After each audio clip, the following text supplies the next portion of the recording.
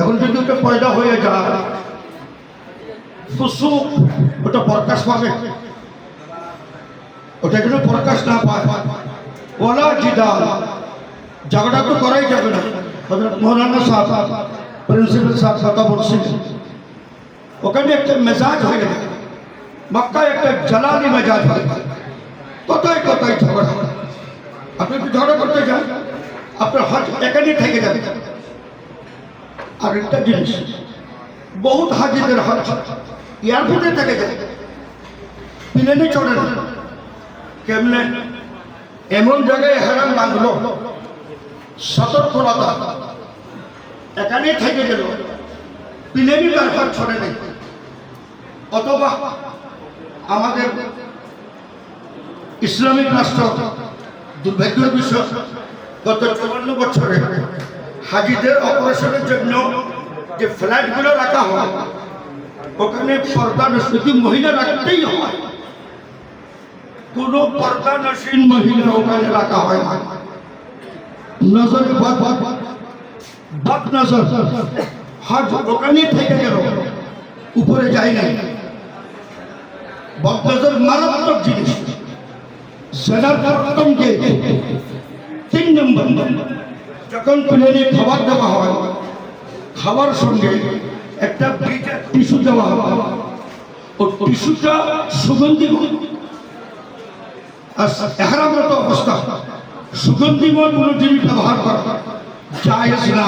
এটার দ্বারা দম ওয়াজিব হবে না, কিন্তু গুণের সঙ্গে সঙ্গে চলতেছে।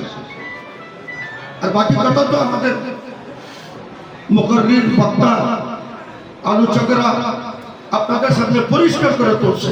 নম্বর 3, হজ বুঝার মতো জিনিস না।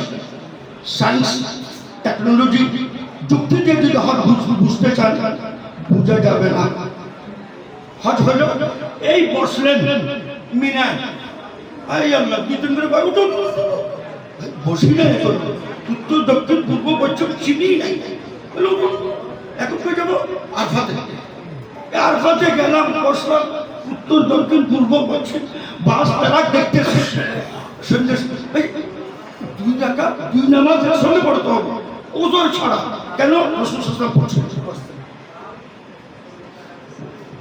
যদি শিখে আসতে চান, এই জিনিসটা শিখে আসবেন। 5 লক্ষ 6 লক্ষ টাকা, রফিক তুমি বসো, 5 লক্ষ 6 লক্ষ টাকা ব্যয় করে যদি আমি যাই, কেন যাইতেছি? একটা লোক কাবা শরীফে নামাজ পড়বো 1 রাকাতে লক্ষ, এখন বলতেছে 8 তারিখ বাইরে, কেন? 1 লক্ষ সওয়াব না, বাইরে মিলে যাও। মানার মানসিকতা তৈরি করো, মানার মানসিকতা তৈরি করো। এখন এখানে বসলে হজ হবে না, কাবা শরীফে বসলে, তওয়াফে বসলে, মুনতাসিবের সামনে দাঁড়াইলে হজ হবে না। 1 লক্ষ সওয়াবের আশা বাধ্য। এখন যাও মিনা, মিনাতে গেলাম, 5 ওয়াক্ত নামাজ পড়লাম, এখন যাও আরফা, আরফাতে উত্তর দক্ষিণ। এই যে খাবার দিয়েছেন, ও রফিক খাবার নিয়ে আসবে, অপেক্ষায় নেই, খাবার নিয়ে ওদিকেরটা ওদিকেরটা ওদিকে, কিসের দোয়া? রাসূলুল্লাহ সাল্লাল্লাহু আলাইহি ওয়াসাল্লাম 6 ঘন্টা কাসওয়া উটের উপর বসে, শুনে দেন হাজী সাহেবরা, 6 ঘন্টা উটের উপর বসে এইভাবে দোয়া করছিলেন জবলে রহমতের সামনে। কয় ঘন্টা? 6 ঘন্টা। 6 ঘন্টা। আমরা কত ঘন্টা করি? হযরত আব্দুল্লাহ বিন উমর ফাজল, আব্বাসের স্ত্রী, আব্বাস রাদিয়াল্লাহু তাআলার স্ত্রী, রাসূল সাল্লাল্লাহু আলাইহি ওয়াসাল্লাম দোয়া দেখে নিজের জন্য নিয়ে আসা দুধ আল্লাহ রাসূলের জন্য পাঠিয়ে দিলেন।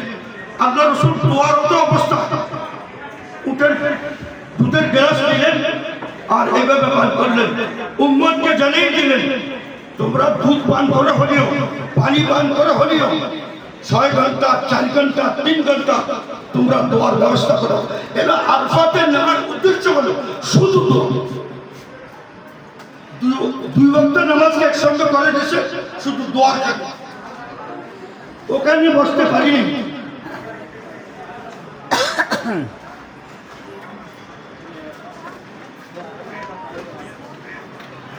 ওখানে বসতে পারিনি, সূর্য অস্ত যাবার সময় হয়েছে।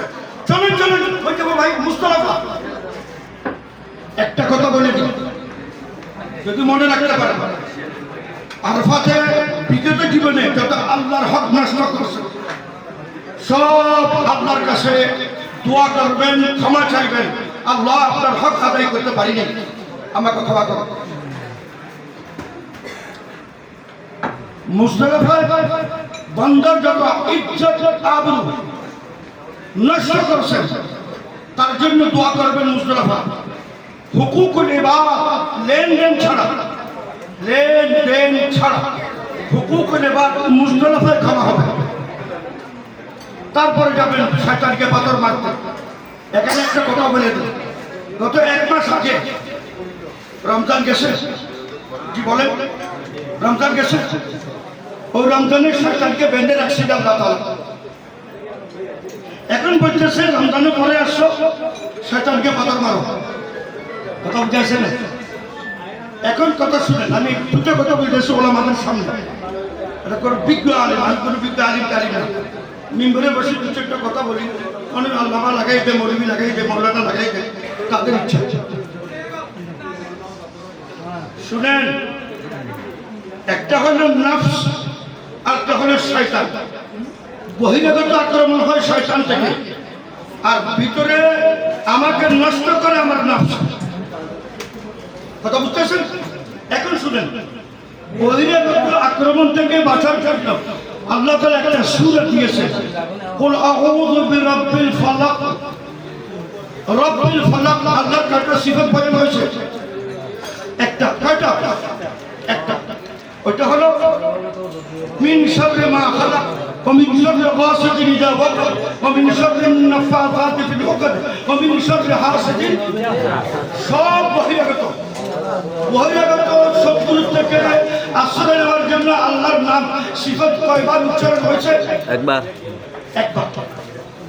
আমার নফস থেকে বাঁচার জন্য আল্লাহ তাআলা দ্বিতীয় সূরা দিলেন, কুল আউযু বিরাব্বিন নাস মালিকিন নাস ইলাহিন নাস।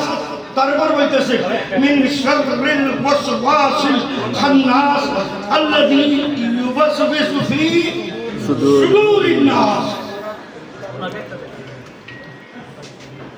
খুব সতর্ক থাকবেন নিজের নফস থেকে।